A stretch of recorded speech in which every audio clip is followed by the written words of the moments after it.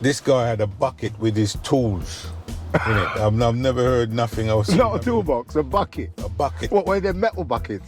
Like a pail? Yeah, and he was a brilliant plumber, but he drinks too much. I thought he was going to say something like that. You find, Val, that you get some brilliant work in all the trades, some brilliant workmen, but they've got a drinking problem. Back in the day, I don't know about now. He wouldn't tell me why, but I got to find out he was frog march out the bank. He was frog march out the bank. I had 18 guys plus a mate. Electricians? Oh, really? That's the amount of people you had working for you at the time. That's right. Hi there, Delroy here again from Eastway. Welcome to another episode of Van Talk. This time I got a special guest. When Omari said to try and get some other people to do it, this guy and Den was the first two people I thought of. He's a very successful contractor in East London area, and it was VGR, but now it's Springbank Electrical. It's Val. Nice one, Val. Okay, thank you for the introduction, Dil. Yeah, man, that's nice. What I wanted to do, Val, we're going to start from the beginning and tell us how and why you got into the trade. Right. How I got into the trade, when I left school, it was uncertain as to what I wanted to do. One day, went to a friend of mine in Hackney, this was, he was based. He had the opportunity to go for an interview as a trainee, stroke apprentice. Electrician? Electrician, apprentice. Okay, yeah. This, because he had to take his parents with him, he wasn't too happy about doing so. Had to take his parents to the interview? Yeah. Really? So anyway, I took it on board and I said, yeah, I'm happy to bring my parents with me. And I went there and first off, when I went to the interview, I explained to them who I am, etc. And the training manager is a guy called Jack Love. Right. Based in Pembrey Estate in Hackney. Okay. He was the trainee manager for Crown House Engineering. Very big good company. Yeah. Big company. Yeah. It was based in Ely Street in Aldgate, East London. Again. That's where the company was based? Yes. Crown House, man. I remember that company. Yeah.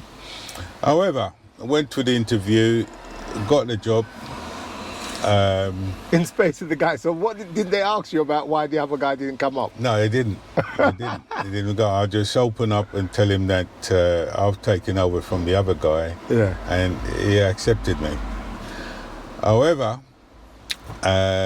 first job, I was posted to Midland Bank Computer Centre, now HSBC. Big job straight away. Yeah, it was a computer centre in Cricklewood, North London. Okay. Midland Bank Computer Centre. It's now called HSBC. When was this? What year was this, Val? What year was this? This would have been in the 70s. Yeah. In the 70s. What, early 70s? Mid 70s? Late 70s? Late 70s. Late 70s, okay. Oh, mid-century. So it's mid-70s. Okay, mid-70s. Right. They posted me, the foreman is a guy called Henry. Okay. He was also based in Hackney, I believe. Okay. A lot of people, good people come out of Hackney, my man. Yeah, Hackney's a good borough. They put me to work with a guy, I can't remember his name, Electrician, obviously. He turned up there, I think he turned up there the same day as I did. But this guy had a bucket with his tools in it. I've never heard nothing else. Not a toolbox, a bucket. A bucket. What, were they metal buckets? Like a pail? Yeah. Seriously. Really? Well, okay. They've taken the pee out this guy constantly. Because of his bucket tool. Yeah. Right, okay. Because this sometimes. And he was a qualified electrician? Yes, he was. Okay. I think he may have been going through some difficult time, the guy. Yeah. Right? Because it's not something you do. He couldn't afford a toolbox. Well, people judge you on what they see, Yeah. right? And he was judged immediately that he's no good, turning up with a bucket. Right. Anyway, obviously the foreman put me with him, and I stick with this guy here in the duration while the contract was going on. How long was you with him for? I was with him, say, must be at least 6 months. Was he good? Was he a good Sparky? Yeah, he got by. He got by. He got by. Okay. He got by. So he got by, but it wasn't all that then. With a bucket toolbox. Yeah, with a bucket toolbox. Yeah. He got What by. sort of work was it, Val? Industrial. Yeah, and commercial. What, conduit? Conduit, tray, armoured, Okay. pyro work, Okay. all those. Nice one. So you started off right bang, straight in on everything. Yeah. Okay, yeah, go on, mate. So I was with him, Yeah. and for a period of time. Then after the 6 months, I got transferred because I was a bit late, coming in a bit late. Coming in, all right, you was a bit over the age, like. Yeah. Yeah, okay, cool. And what I did do, I went to evening classes to bolster things up in terms of speed. Were they sending you to day release? There was. But you took up on yourself to go even. class. Nice one, Val. That's Right, good, good. man. Right. Good example to people out there. Right, I didn't sit back. Yeah, it's right, good, because it's I was good. running near the time. As I said to you, I wasn't sure what I wanted to do. Before that, you were doing tailoring or something. Oh weren't you? yes, I was. Yes, I was. And what did your mum say to you? She said to me, "It's a dead end job to get out of it." Right. What she wasn't able to tell me what to go into. Right, yeah. So I had to make that decision, and it so happened she went along with it. Right. Right. Now, what else is there? Yeah, I got transferred from there. I got transferred to a job.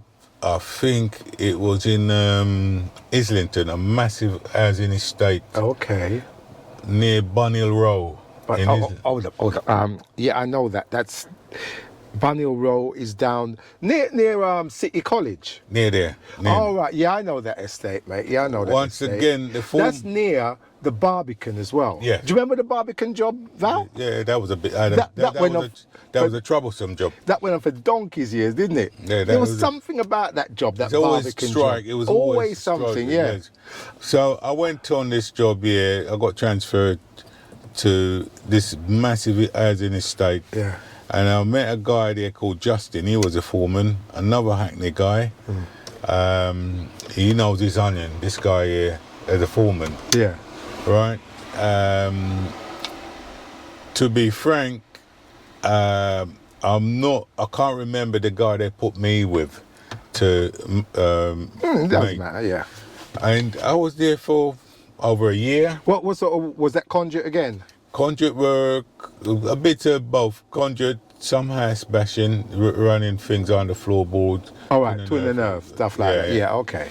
Right, so it's a mixture of things. That's good. You started off straight away. I was on there for a short period of time. I got transferred from there again. I went to got transferred to where did I go from there? EMI, Tottenham Court Road. Well, the recording studios. Yes. Oh. No, yeah, massive building on Tottenham Court Road. Okay. Was That's one job. You're doing some good jobs, man. And I was on there. Hold on, let me just get this right.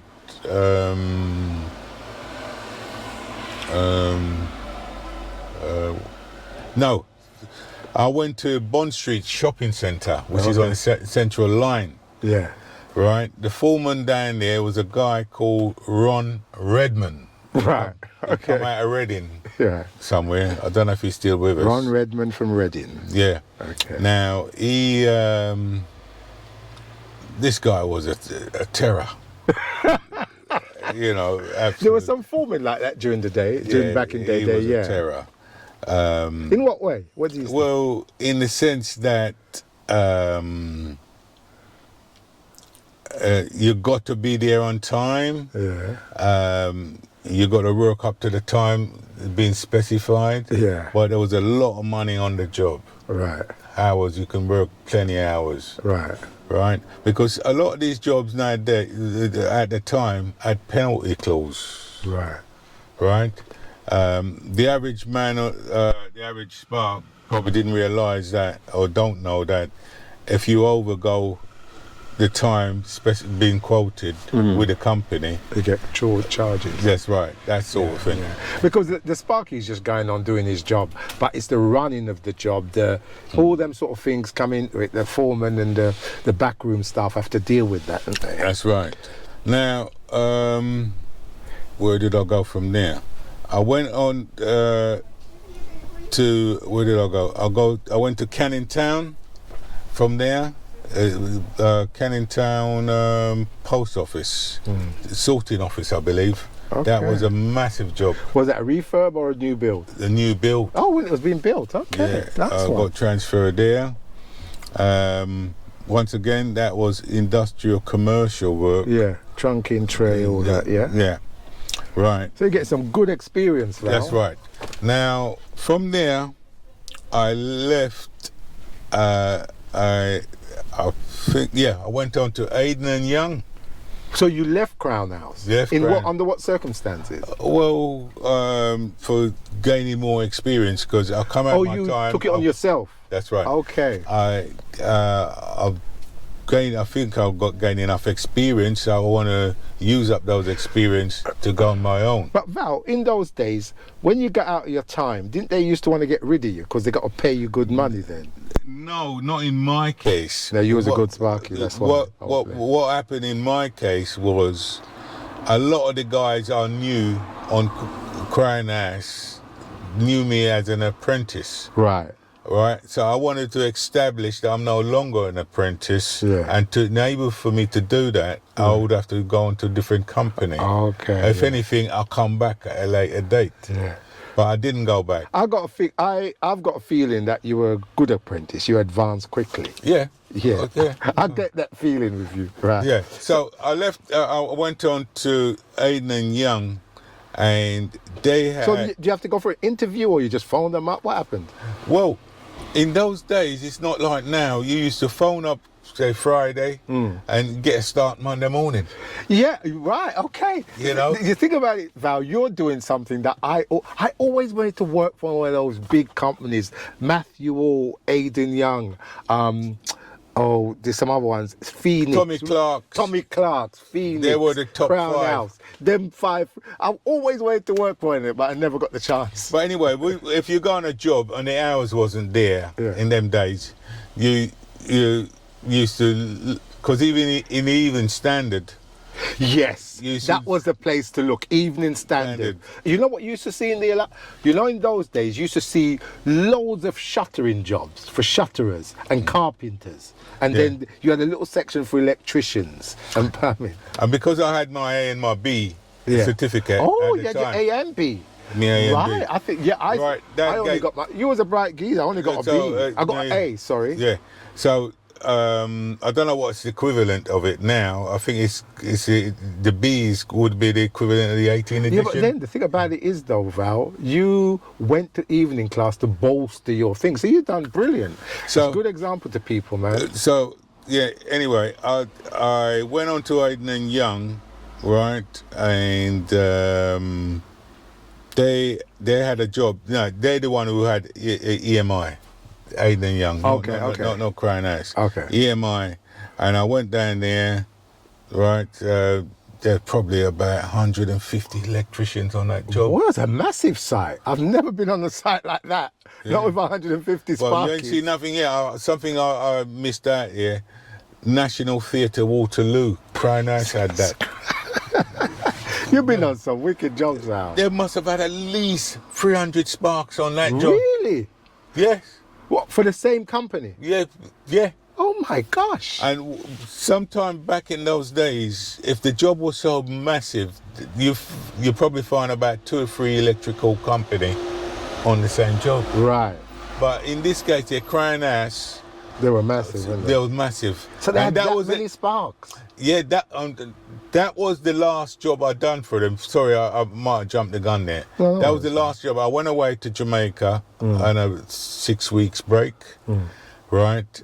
Because just to let my head down. Yeah, because, yeah, you know, yeah. studying and working. Yeah, you done brilliant. Bro. So You done really good. and when I come back, that's when I went on to Aiden and Young, right? And I still stayed with Aiden and Young for a short period of time. Then I went into a company, they were based in Surrey. And I met a guy called Ricky Hemmings. You know something? Ricky Hemmings. Yeah, when we'll go on to it later on when you got Emmings with you. But that guy, I know him. I know that guy. Really? I think it's probably from building site, from working, because I know him, but I couldn't figure out where I know him from. I think it's from a building site. But No, go on, yeah, go on. He was an ex Crown House man because he's been on a job of a Waterloo Lloyd's building. Just as you go over Waterloo on the left-hand side, the building looked like a ship net, but I think it might be knocked down now. Actually. Okay, cool. As you're going over Waterloo, going towards the south side of South London, they're on the left-hand side. Just before you go on there, Val, don't you realise that a lot of buildings that were built in the 70s are being knocked down now? Isn't that a waste of money and everything? That was one building, right? I think that's knocked down if my memory That's such a serves me right. waste of money, though. So anyway, I met him on a job in Tottenham, Ricky Hemmings. Yeah. I call him Tall Boy. He has a nickname. Why is that?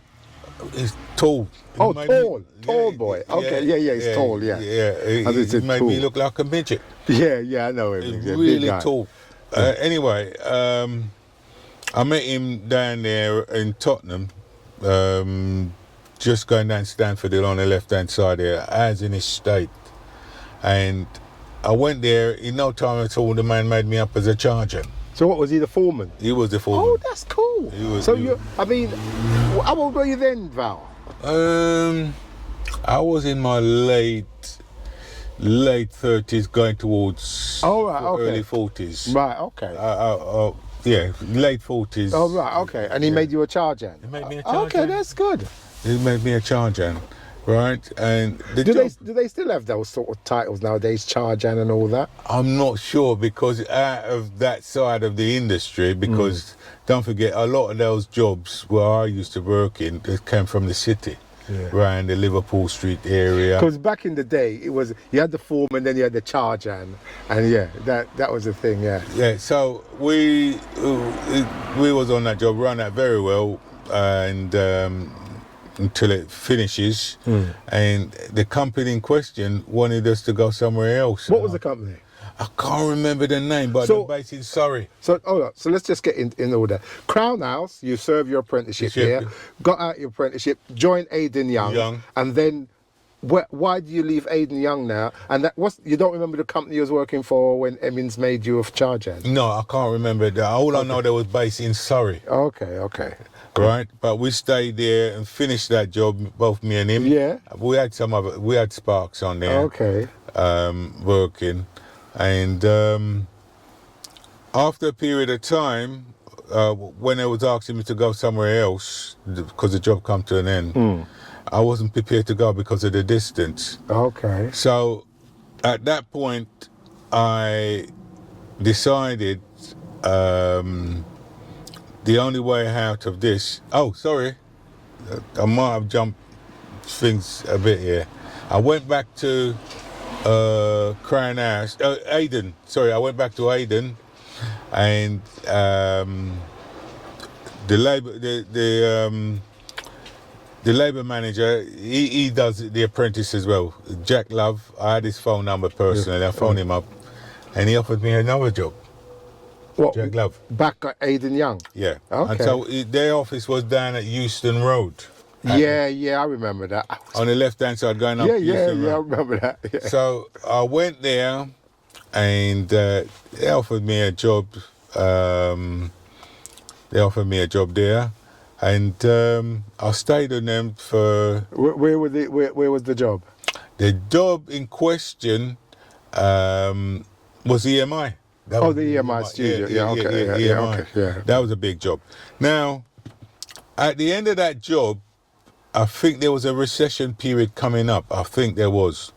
Anyway, they asked us to come in the office. Apparently, they had a policy: when you're going to get transferred, you come to the office and they tell you where to go. Right. You know, you might be on a job 6 a year on a job, and they tell you where to go to. And we was in the reception area, and a guy called Danny McCarthy. He was the shop steward. All right. So you had union on the job as well. Yeah, a lot of these jobs. Anyway, Danny said to us, there was about 12 of us in the reception area at Aden and Young, and Danny come up and said, if they ask you for redundancy, refuse it. I said, we're here to be transferred. What are you talking about? Do you know something what we don't know? Right. So you were saying about the guy said if they offer you redundancy, say no. That's right. Right. And okay. this guy, his name was Danny McCarthy. Yeah. He's a shop steward for Aden and Young back in the days, but he represent all the sites. Right. Anyway, we was there in the reception area, massive building, waiting for the best part of a morning. Right. Okay. And I'll be honest with you, was getting a bit frustrated for the length of time, because as for an individual, me, I don't like hanging around. Waiting, Yeah. So as I was saying, we was waiting for the best part of the morning. Generally, one Aden and Young policy, you come in the office and they tell you where to go. But you get told during the week, so like say the Monday morning, you've been told Friday go up to the office to be transferred to another site. However, because of the wait, eventually it was a redundancy. All right. Okay. Right. There was about 15, maybe between 12 to 15 guys here. Right. Anyway, from that time, I decided I didn't like the way this was handled. Right. So I decided, you know what, I better go out on my own, yeah? Right. So at that juncture, you decided, that's it, I've had enough. Yeah. I'm going to start my own thing. That's right. Oh, nice one, Val. I had no knowledge from a business perspective. Right, I had to do a company, yeah. Yeah, I just have to sit down, buckle down, and find out the logical way as I see it. I had no training whatsoever. And at the time, I decided to focus on several organisations. Islington Council, which I got to know you from. Right. Hackney Council. Yeah. Couple of housing association, New Islington and Hackney, that's what they were called at the time. They was based in Kingston High Road. And Circa 33, they were based in... So what you applied to all these people? I applied to them, put something together, and attached my certification. And prior to then, doing my research, I found out the best way forward, you have to be a member of the NIC. Okay. in terms of recognition. Right. If you want to work for the right. council, because Right. you need that status. Right. Or right. confident in the council because you're dealing with Yeah. the public. Yeah. So I applied for that, and the first time round I didn't go through. The second time round I went through. Oh, look, just one more thing. I just want to get to understand this. So you decided, right? I'm jacking in working for these people, and I'm going to set up my own thing. Yeah. So you've done your research, but to get on NIC, didn't you have to show them some jobs that you've done? Yes, I had to show them some jobs I've done, and during the course of working for some of these companies, I used to do the odd rewrite. Oh, right. Yeah, I get you. So I accumulate them together. I believe, don't quote me to that, I think it was about 4 jobs you had to show. 3 or 4 jobs. Right. My assessor at the time is a guy called Bob Kemp. Top man. Top geezer. Uh, Top geezer. Yes. I rate that. I can't remember what I got failed in, but I was thinking it was something trivial. Yeah. Anyway, second time round, I went through in flying colours. And you had him for quite a while, didn't you, Bob? Till he yeah. retired, no? Yeah, he's retired. Yeah, but I mean, you had him until he retired. Yeah. Yeah. Yeah. And I had another guy called, I don't think you and him see eye to eye at one time, Mark Jones. Yeah, that's my Sure. current one. That's a current. Yeah, Mark. Yeah, no, what it is, our very first inspection, we had a little misunderstanding. Yeah. Misunderstanding, but it's clear. He's a top guy as well. Yeah. Yeah, I like Mark. Mark's good. Yeah. So I had Mark there afterwards. Strangely enough, the last one I had was a different guy come out of Chelmsford. I'm due for my ones next week, actually. Oh yeah, my one's in September. What, will you be seeing Mark or someone else? I'll tell you in a little while. You see on my phone they've just... Anyway, I came through in flying colours with Bob. Yeah. And everything has been all right ever since. Yeah. However, it was a bonus to have the NIC backing Yeah. behind me. Yeah. So when I applied to these people, I attach Yeah. my certificate of the NIC. Because working for banks, anything like that, you have to have be NIC it, or right. one of these bodies. Talk about bank. I was I could probably come to that in a minute, but just before I was working for a company in Wales. He was subbing me all his refurbishment with HSBC Bank. Oh, really? Yeah. That's A quite... guy who was based in Wales. I was with him for about 3 to 4 years What, as his subcontractor? as his subby. All right, cool. As his cool, subby. cool. I was going all over the place. Yeah. One particular job, I think it's just outside where Luton was. A guy rammed his Range Rover into the bank. Really? Yeah. To rob it? Yeah. Not while you were there, though. No. Okay. We got called out. This guy called me out while I was in my bed, right, to go down because the alarm was going off. Right. You're going to meet some security people there and... But the money was good. Weren't Yeah. too bad. That's good. That's good. The money weren't too bad at all. But that was then. Yeah, so I written to, as I mentioned previously, I've written to 2, probably more than that, as an association and councils alike. Islington Council, where I got to know you from. Eventually, see, in them days, you can't just send them a letter. You have to be on their case. There's a lot of reasons behind that, and some of it I've since found out. Not since, afterwards, why there was a lot of backhand that was taking place, going on. Tell me about it. Because, just 1 second, Val. So, when you tried to get on Islington Council, how long had you had your company going?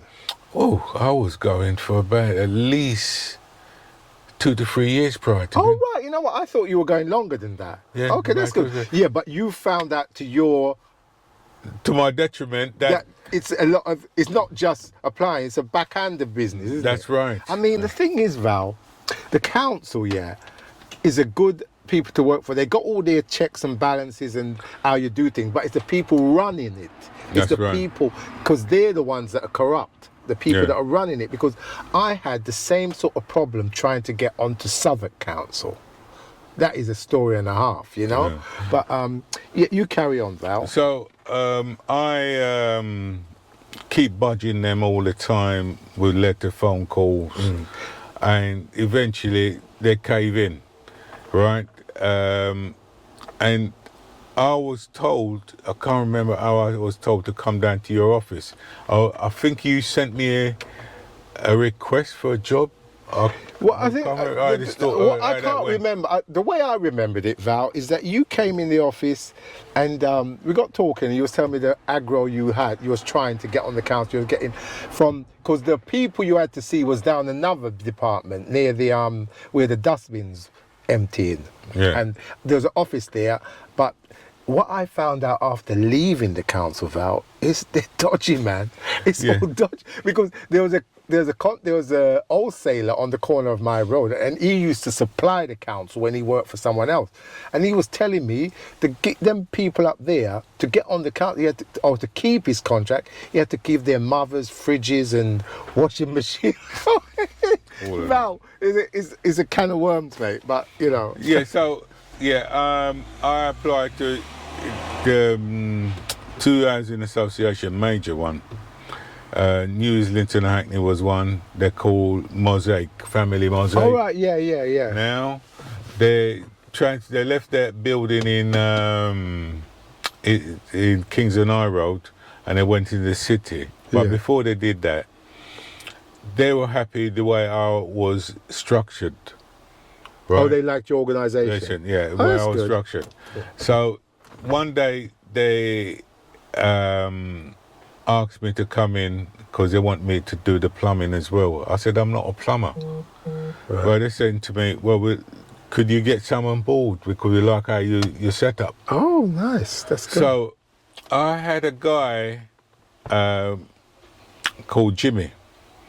Maybe I shouldn't call his name. All right, don't worry. And he was a brilliant plumber, but he drinks too much. I thought he was going to say something like that. You find, Val, that you get some brilliant work in all the trades, some brilliant workmen, but they've got a drinking problem. Back in the day, I don't know about now. I've come across it so many times.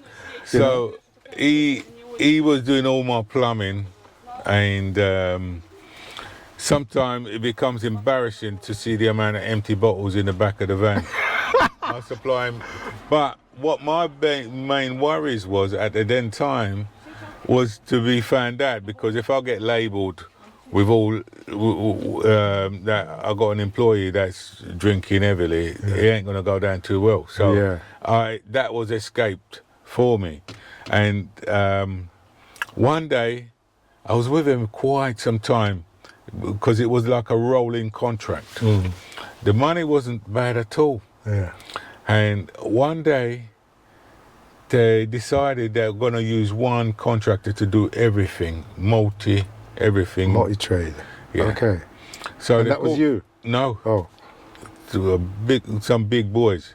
So they said they want to terminate our agreement. Yeah. They wanted to terminate my contract because they want someone that's going to be able to do everything. Right. But because it was a rolling contract, if I put in, say, I don't know, 20 invoices this week here, I might get paid for 15. So there was 5 left outstanding. Okay. So, and this amount to a lot of money over the years, the months. Oh, they're holding back quite a bit. Yeah, Okay. Right. for whatever reason. However, I said, I'm happy to part company, subject that I'm paid up because I've got all the paper tray of money owed to me. Yeah. And believe you me, though, if I tell you how much at the then time, you'll be shocked. Right. But anyway, eventually they sent a Chinese guy, QS, to my house in Woodford, and he said it won't go to court. I said, that's okay. I don't want it to go to court, but if it has to go. So eventually, it nearly ended up at court. So what, they didn't want to pay you what you were owed? Yes. Oh, Right. And it was a lot of money. Right. Anyway, I got a solicitor on board, Mac, brilliant guy, based in Arrow. And one day he phoned me. He said they want to settle outside court. It's like 2 weeks before we get to court. And they want to settle. He said to me, how much you want? And I told him how much I want. And for the inconvenience plus what's owed to me. So they decided to pay up. Right. Now, that's why I was able to literally bought Chernal Street. You see it was an ex-pub. Yeah. I was able to buy that, put down a large sum of money on it. Oh, nice one, pal. And they paid up. Fantastic. And that was that. So we parted company, shake hands, end off. But in that time, I had Circa 33 was, they're called something else now. I can't remember what they're called. They changed hands. They were throwing work my way, just as both of them was working conjunction. So how many people did you have working for you, Val?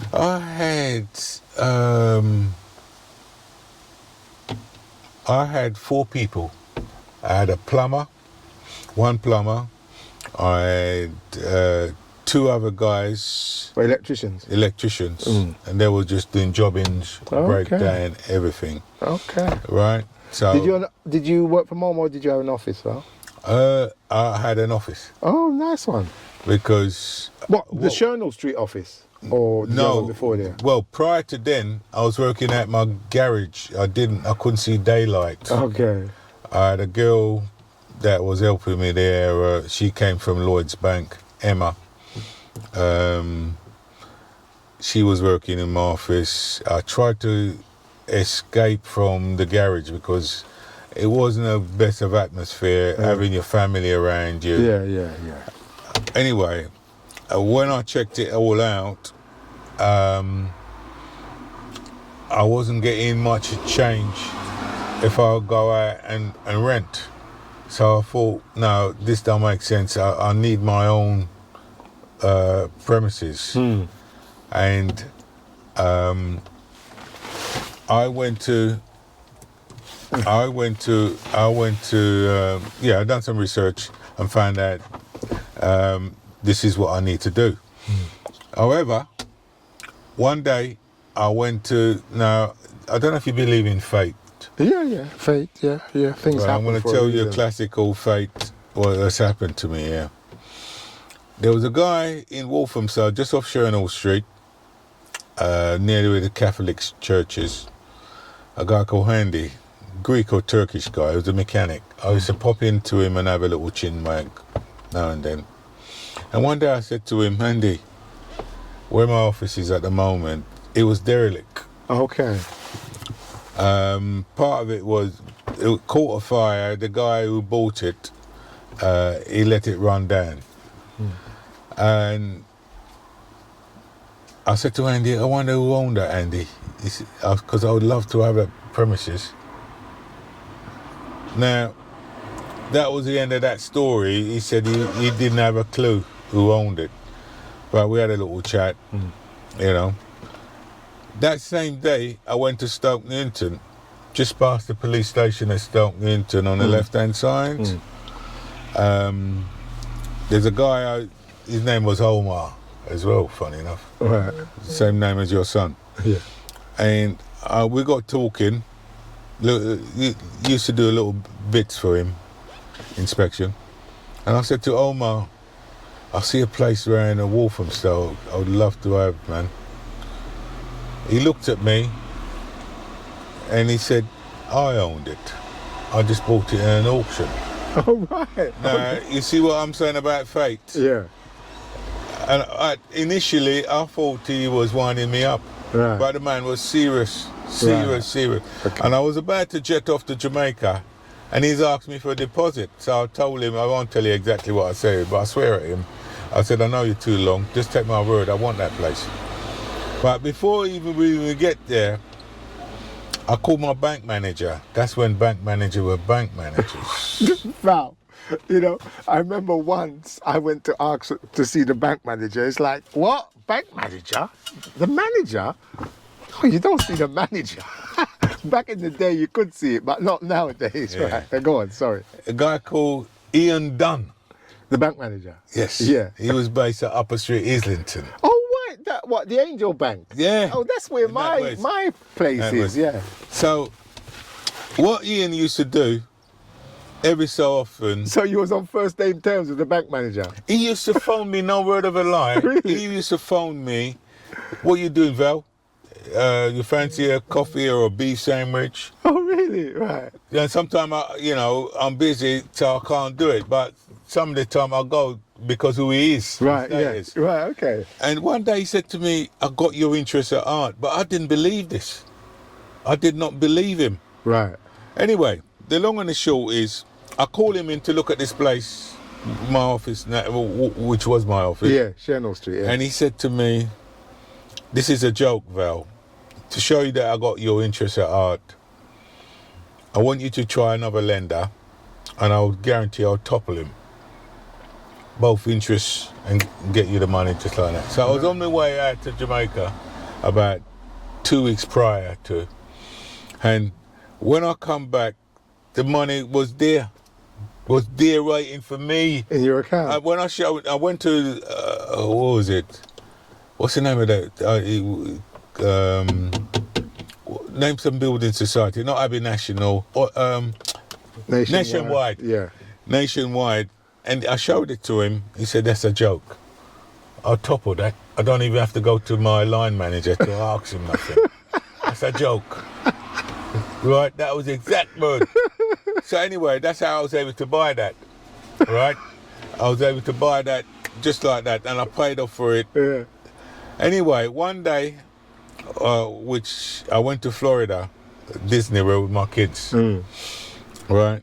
And come back, and there was a letter on my desk saying Ian had to leave the bank.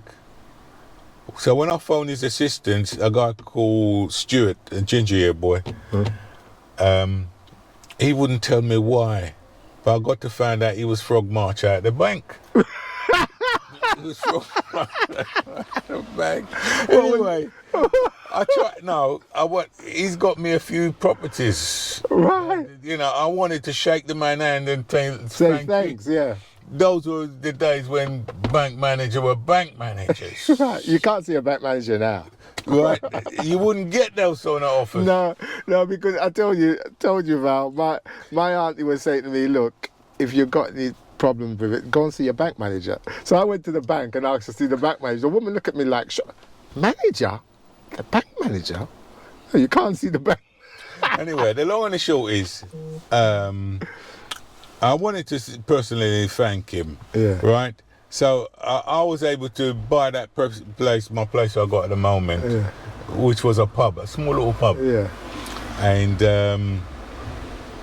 I bought it from a guy called Omar. Yeah, you're Okay. saying, yeah. Right? We still keep in touch now. Yeah. So I bought it off of him. He bought it in an auction. But just to sidestep away from that, back to Circle 33. I used to do a load of work for Circle 33. They had 2 offices in Hackney, one in Dalston Lane, next to Travis, is it Travis Perkins? That building's yard there. I don't know if you remember. They had a massive ass there. Yeah. Oh. They was in there. I was doing a lot of work. I had an arch rival there, a guy called Neil Morris. Me and him still good buddies now. He's in Grenada as we speak. And there were Westgate, you know, Hackney College used to be down at Westgate Street. Yeah. They had an office there. Okay. So, but what's happened now, the manager a guy called Graham. I can't remember his surname, but there was a contractor called Graham. They were changing brand envelope left, right, and centre. Right. Yeah. But it was nothing to do with me because I wasn't involved. Yeah. So once they found that out, Circa 33, and somehow people said to them that they know me and other people. So anyone who was associated with them had to go because Yeah, it was so- because of the backhanding business. Yeah. Yeah. Okay. right? Well, this is what you find with a lot of these. So things. anyway, strangely enough, the manager, who was called Graham, and the contractor's name was Graham also, the manager, he was gay, and I did not know that at all. Right. Now, you know, if you see the guy, he don't come more macho than that. Yeah. So anyway, the long and the short is I had to leave Circa 33. By then, I made a lot of money out of them, the jobbings. I used to do. That's good. You know, so that was that. Onto that, in the meantime, I was breaking through with Hackney Council. Right. I had probably 12 flats I did over London Fields. A block of flats. Yeah. Yeah. Oh, new build. New built Okay. houses. Cool. Houses. So you're doing well, Val. And, That's really good. It was next to All Nation. Yeah. Yeah. I If know you go there, you'll see the building there. Yeah. Right? I done that, priced it, won the job, Yeah. got a few guys I've associated with in the past to come on board, and we all mucking and did it. Fantastic, Val. You know, Really good. I read their specification, what they want, everything, went through that fine tooth comb, because their specification is as thick as that in a booklet. Yeah. So I'll go through that, so there's no comebacks. Yeah. So, we completed that job on time, on budget. That was the job next adjacent Yeah. to The block of flats. Yeah. Yeah. Cool. on time, on budget. So how long have you been working for yourself now when you had that job? Must be at least 4 years. Okay. And the funny thing is though, Val, remember you were saying Emmings made you a charger and he was a Yeah. foreman. He ended up working for you, didn't he? Yeah. In the 90s. Yeah, he worked for me in the past. Yeah, he did. Yeah. He did. So, you know, it's strange. With this business, sometimes it's all you know Yeah. can help you along. Yeah. You got a Yeah. classical example there, Ricky Emmons. Yeah. All right. I know of him. I know many others as well. Yeah. You know, and I could call on these people. Yeah. You know what I mean? That's So let's just recap now, Val. You've been through your apprenticeship, you worked for Crown House, Aidan Young, and then the redundancy business, you started up your own thing, done all your research, tried to get onto these various bodies.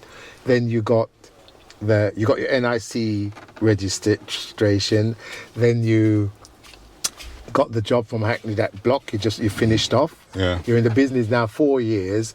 When you finished that block, did you apply for Islington? Did you come down to council after that? Yes, that was That was in the 90s, wasn't it? That was in the that was work in progress. Yeah. Getting on to Islington Council. Yeah. But I had to go that extra mile constantly to get on board. Yeah, it was hard. It was hard, you was telling me.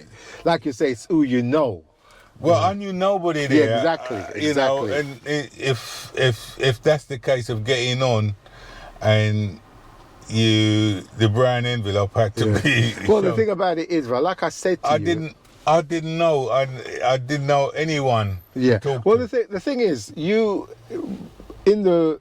if things were run properly and equally, like the council are set up to do, like I said, the system of the council is good. It's just the people that run the system, because a lot of blocks is put in your way. It's like you say, it shouldn't be who you know. It should just be a list of people, and they say, go through democracy. Yeah, democratic but process. it's not like the council it's set up to go like that, but like that, it's the people that runs the system that causes the problems. Yeah, I so agree. okay, you eventually you got on Islington Council, but it wasn't all that, was it for you? No, it wasn't. It wasn't really worth it. It wasn't. Yeah. It wasn't at all. Yeah. You know, because I knew nobody. Yeah. You know, so at that time, you know, obviously I had to try to bolster things up, and where the work was coming from. I mean, I'd even gone over South London Family. Mosaic. South London Family Housing Association. Oh, okay. You heard of them? No, they're based in Can't say I Crystal have. Palace. Not that name, not family. No, I don't know that name. They're based in South London there somewhere. I was there with them for a short period of time, but because of the distance travel, it was difficult. Okay. It was difficult. So that was a short live with them. Another housing association still going at the time. There were King Edward Road in Hackney. I'm trying to remember their name. Cheyenne. You ever heard that name? Cheyenne? No. Cheyenne. And there's another one, Coots. Coots, no. There was back in Stoughton International. What, housing association? Okay. These were just maintenance, doing general maintenance. How did you find these places? Well, it's just Well, you see, at the time we had the likes of the Yellow Pages. yeah. We had and I used Thompson's directory. Yeah. all that. Yeah. You know, so Before the I used to internet. go in there and look in there and see their addresses. Yeah. And that's where we was going from. Yeah. Unlike social media now, Yeah. it's a different ball game. Yeah. Val, so let's just try and get out. So you've so were you after that block of flats for Hackney, were you then on their books to Yes, get I more- was on their books. Did they give you more work after that? No.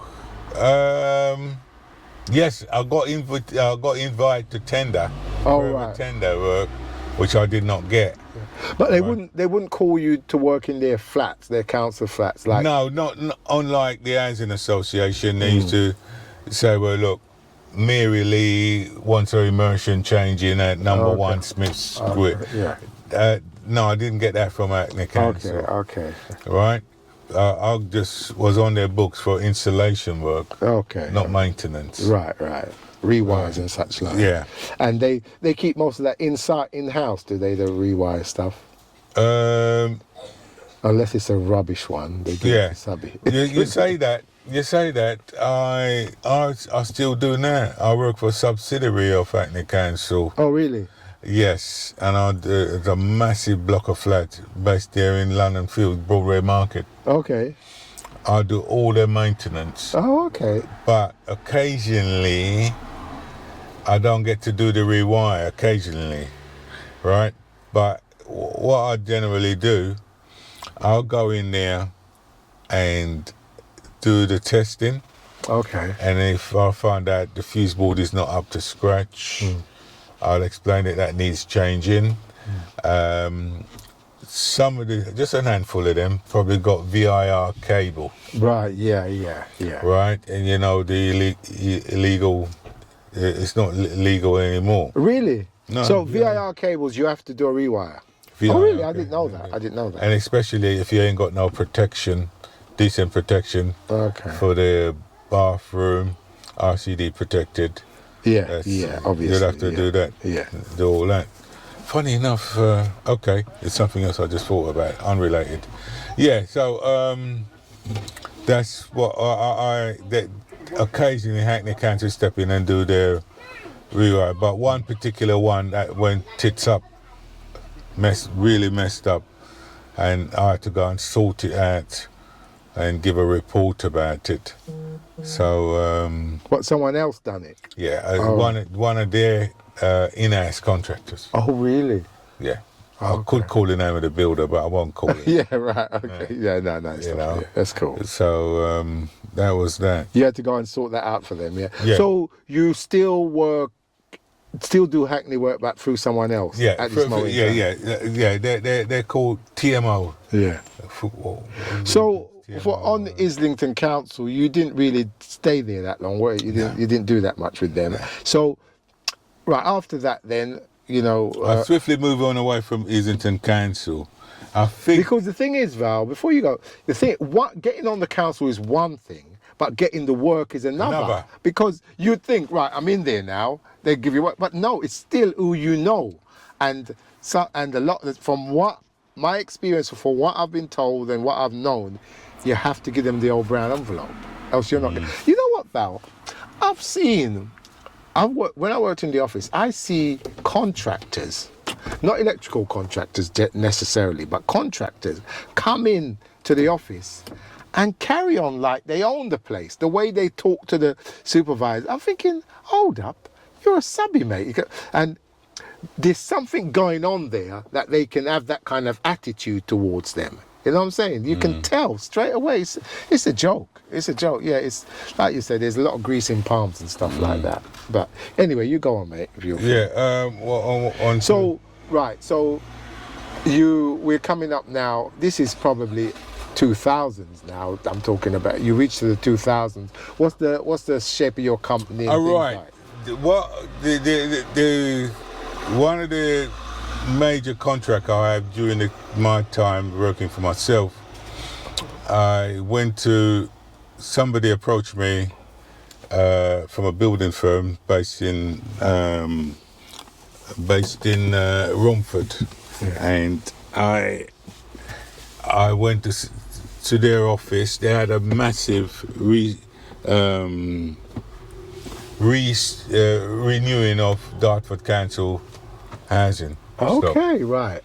Now, they've had previous contractors there and wasn't able to establish themselves in the sense that rewiring 2 or 3 days, right? It wasn't happening. However, they approached me. I went down there, assessed the situation, see what previous contractor was doing and how they were approaching it, and I decided I could see a way through this. Firstly, I had 3 electrical wholesaler within the vicinity. All right, so if one hasn't got it, the other should have it. And I think that's where things was going wrong. And in this business, if you treat somebody right, in most cases, they look after you. Right, yeah. I had 18 guys plus a mate. Electricians? Oh, really? That's the amount of people you had working for you at the time? That's right. Right. What, on that particular job? On that particular Dartford Council. Anyway, this could... I don't want to say it on record, but the millions it would, I'll tell you at a later stage, could have net me. I was on there for about 9 months. Right. Successfully. What, rewiring flats? Houses. Rewiring houses? What, occupied houses? Yeah. Oh, right, that's hard stuff, yeah. Right. Now, I had a guy called, I can't call his name. Yeah. He's a decent guy, a foreman. What he was doing, he go through all the addresses and make sure everyone has got the material at hand. Right. What, he was working for you? Yes, he was working for me. Okay.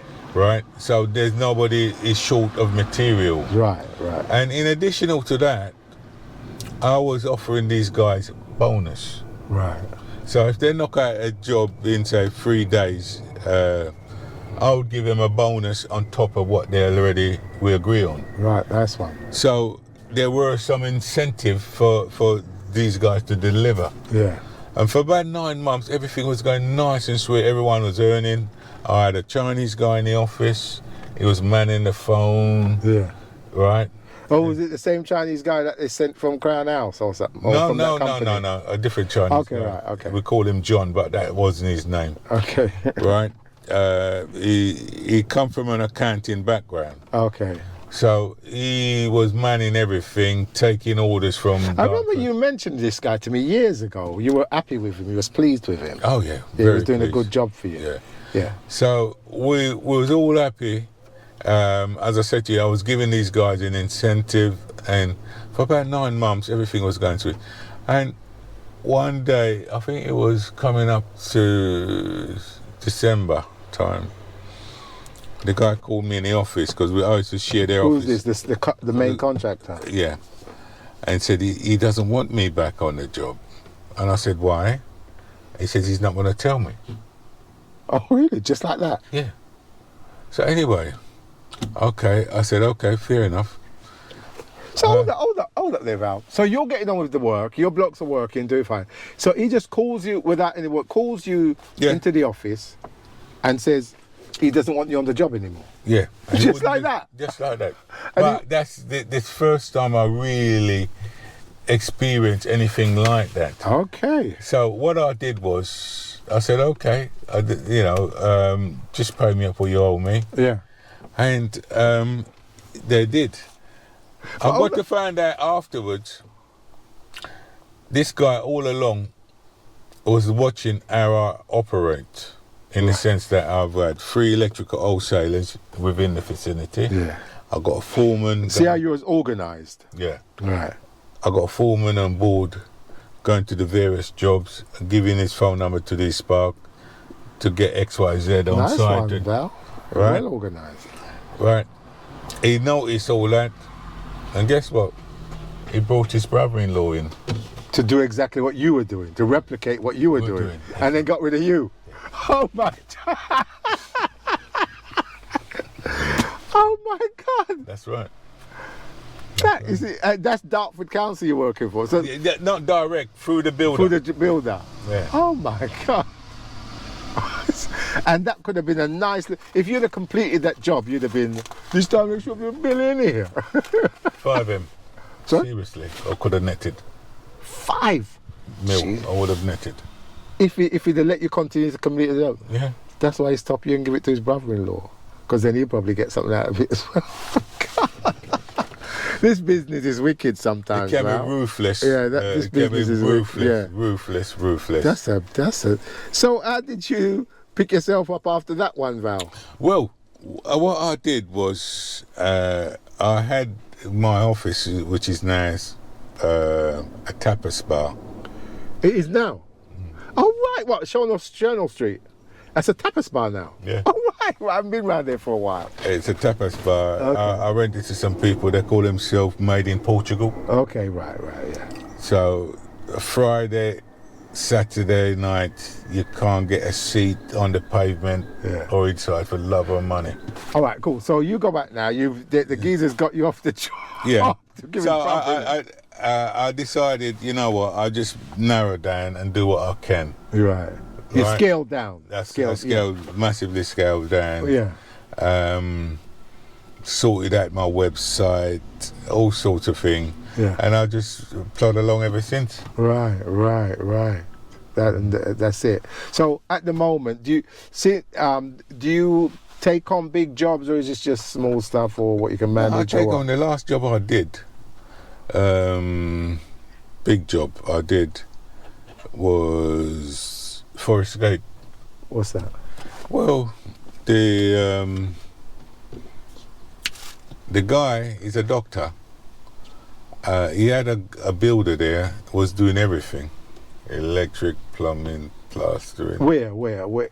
Just off Green Street. No, what sort of building? House. Oh, his house. House. Oh, someone was doing up his house for him. Yeah. Okay. It was taking him a month of Sunday to finish. And he decided to sling him off. Right, okay. Yeah. And he brought in a builder, and he brought in myself, and he brought in a plumber, heating engineer. Yeah.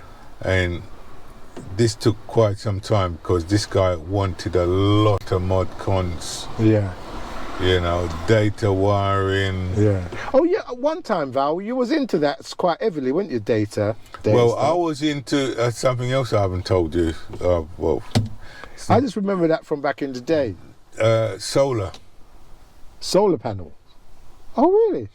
I had a partner. It went very well, but we were working in Essex, Right. places like Chelmsford. What, putting solar panel on people's roofs? We had a roofer, which was screwing the panels down. Right. We were wiring them back. Yeah. I've to never done anything like that. To the induction, and wiring it back to the fuse board. And we were knocking out one a day. More than that, about 2 a day. Right. That's when the government was giving an incentive. Okay. Cool. But they realised they dropped a clanger, and they decided to withdraw the incentive. Okay. So the bottom dropped out of the market, Okay. and I didn't. But before that, weren't you? I remember you saying you was in date. You used to do a lot of data stuff. Yes, we used to do data. I used to do data. Whether it might be telephone, voice, Oh, right? okay. Go back to the I've patch done- panel.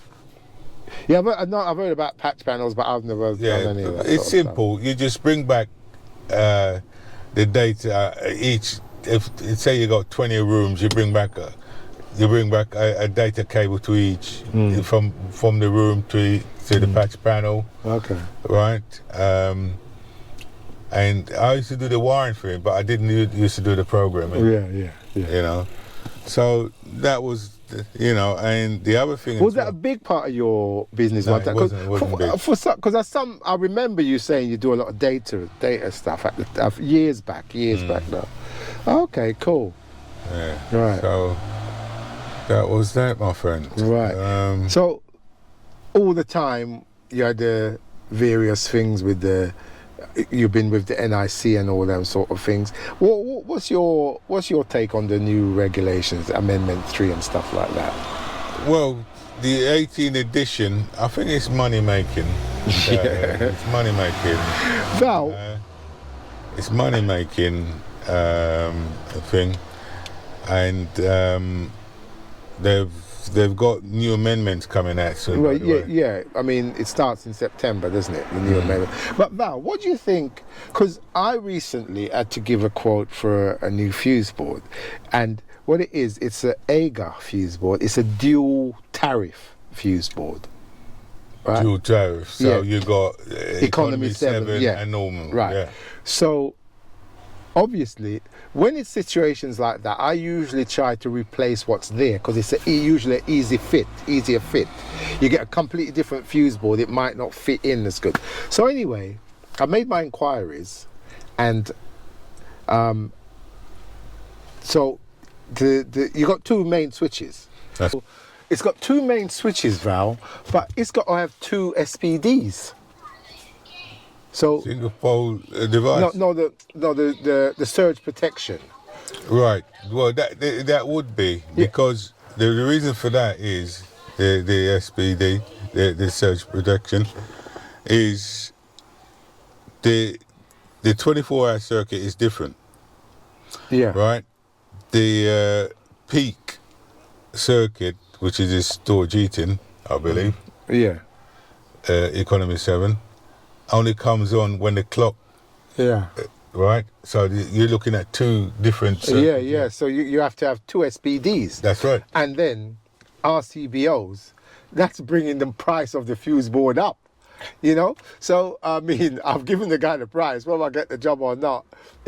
And then I didn't even mention AFDDs because that's going to, if you had that, that's just going to make it, they'll think you're taking the mickey.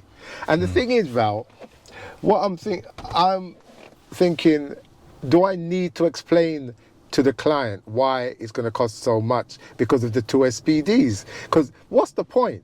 They don't understand Well, it's about even it. the RCBO. Yeah, RCBOs. But what I'm saying... I mean, the RCBO now is about 20... well, I don't know what the AGA ones are fetching, but I know... Well, but I'm going to start using AGA boards anyway, by the way. But Val, what I'm saying is, Look at that. That's just a simple one fuse board, right? You got to have 2 SPDs plus your RCDs, right? That, you know, that just brings up the price of everything. And you have the client. I mean, Can you fit it, or you have to make some alteration to accommodate it? well, I don't know, because the one that's there is when you look at it, it's got 2 main switches either side, and it's got 12 usable ways in the between them. Yeah, R for the. Is it the stack system? No. It's just one thing, and the thing is, the new one is 18 usable ways.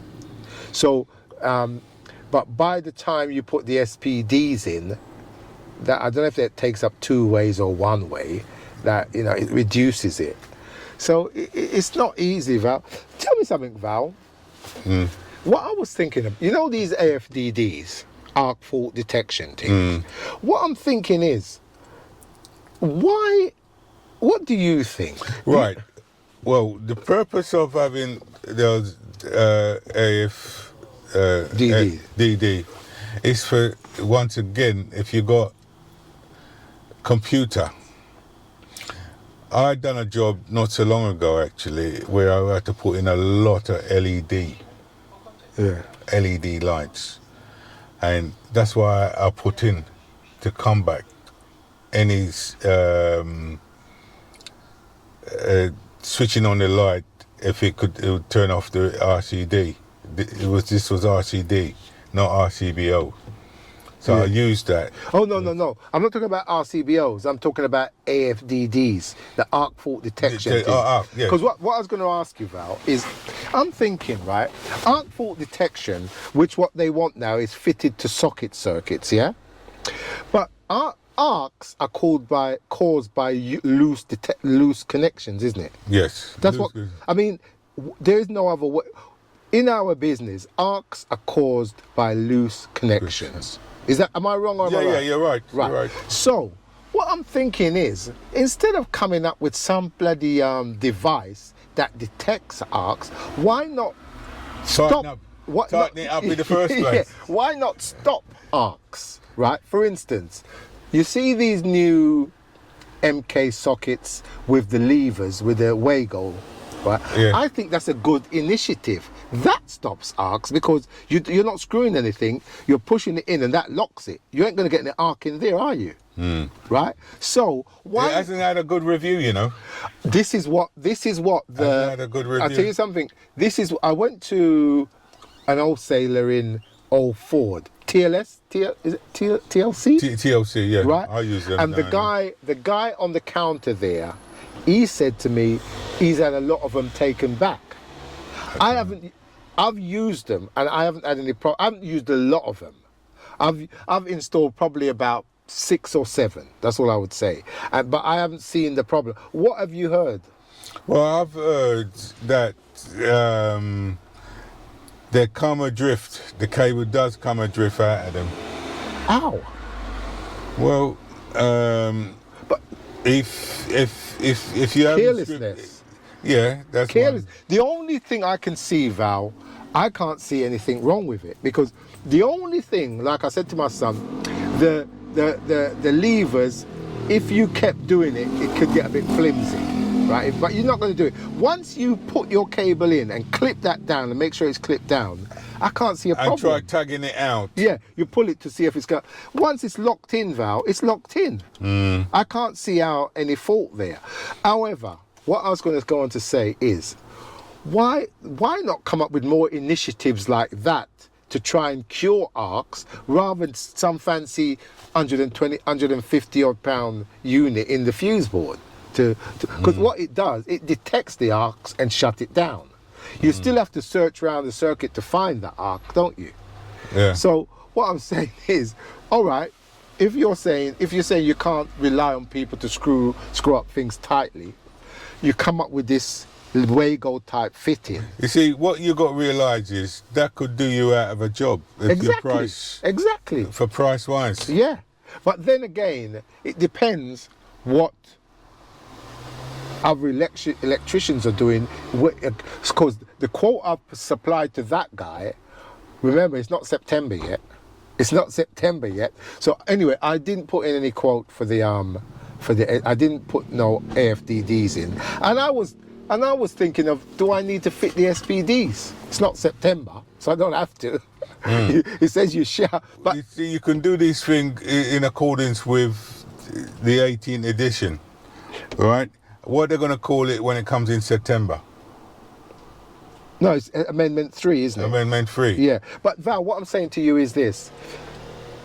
I haven't said to the client anything about SPDs. I've just included them. You mentioned that to him. No, I haven't, because Val, if I say to because I was thinking, if I say to the guy, look, there's some 2 SPDs, I've got to fit these SPDs, then I have to go into some long explanation to something that they don't even understand. Yeah. But also, Val, like I said, have you come across a situation where they didn't have SPDs and it mashed up all the electronic stuff? No. I've never come across it. So to me, if I could say to a client, the reason why we fit this is because down the road this and this happened and that's why. But it's all supposition. You have to tell them this could happen. Yeah. But what I would do in that situation, I wouldn't volunteer, because see, these things cost money. Yeah.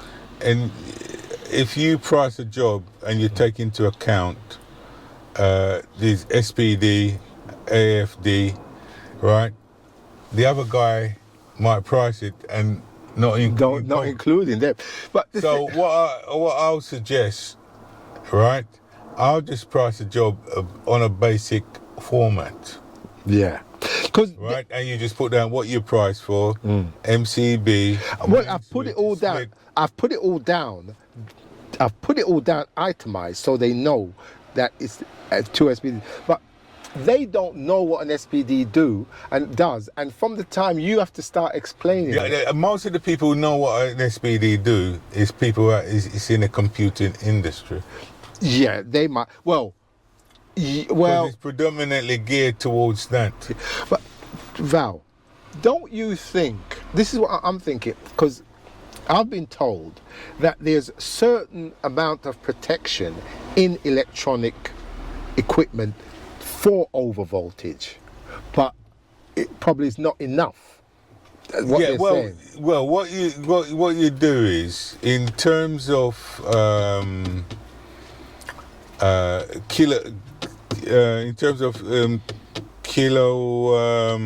kilowatts. Yeah, you allow a certain amount of tolerance, right? For example, if we're going on to MCB at the moment, now a client may have X amount of appliance in their house, which will push it over that tolerance. And the tolerance, you allow up to 7,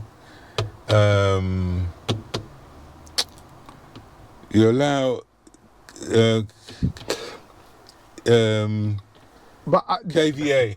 7, you allow up to... No, I don't know if we're talking on different things here, because what I'm saying is, Val, the SPD is there to protect any transient voltage coming in. That's but right. Val, listen to this, right? You know, up in, people who don't know this, we live in London, and you know Highgate. Yeah. When you got that side, that's the richer part of town, isn't it? Yeah. I've been into a house up there, man, and these people, I think these people worked in TV. These people were rich people, man. And Val, they've got all sorts of stuff in their house. You go to the fuse board, Val, it was a Wilex fuse board, big one, with all rewirable fuses in, and the odd push button MCB, right? Yeah. So, right, that house there, they've had that there for years, and they'll probably have that here for another 100 years, or whatever, how much years. And I bet you nothing happened to their electronic equipment. I bet you. What their computers and their TVs, their LD. As I say, most of the people I've asked me to put in the AVD and SPD. AFDDs. Yeah. Are people in the computing industry. But the AFDDs, it's all to do with fire, innit? Short arcing. But mate, what I'm saying to you is, they should be concentrating on producing initiative equipment like sockets and switches and that don't, where you can, like in my opinion, I think the Wago socket is a good initiative. You can say, well, if this happens, but bottom line, if you do it properly, It shouldn't happen. it shouldn't happen. And if you tighten things up properly, things can come loose in there. But to me, Val, they talk about sockets, right? I've took off cooker switches where it's all melted inside because of loose connections. I've took off lighting points, right? So to me, Yeah, you see, you mentioned cooker, right, that's inductive load, right? Where you got inductive, anything inductive and current passing through an inductive circuit, if it's not loose, you're going to get that. it's not tight. Yeah, you're going to get No, what I'm saying is, Val, loose connections can happen everywhere, in every And a loose connection circuit. could cause fire Yeah. as well. Yeah, we had to stop it there because we've been there for quite a while. It took up a lot of Val's time and he had to get away. But he wants to meet up and chat a bit more. You know, he's a vastly experienced guy, got lots of experience in the trade. He's got a lot more to say, a lot more stories about the electrical business. So it'd be nice to finish it off nicely with him. We'll meet up again soon. And if you're a Sparky out there, you want to come and share your story and your experience and talk about anything electrical, you know, contact Omari at eastwayelectrical.com and we can sort something out. So it'd be nice to get some more people on. Thanks for watching. See you next time. Bye.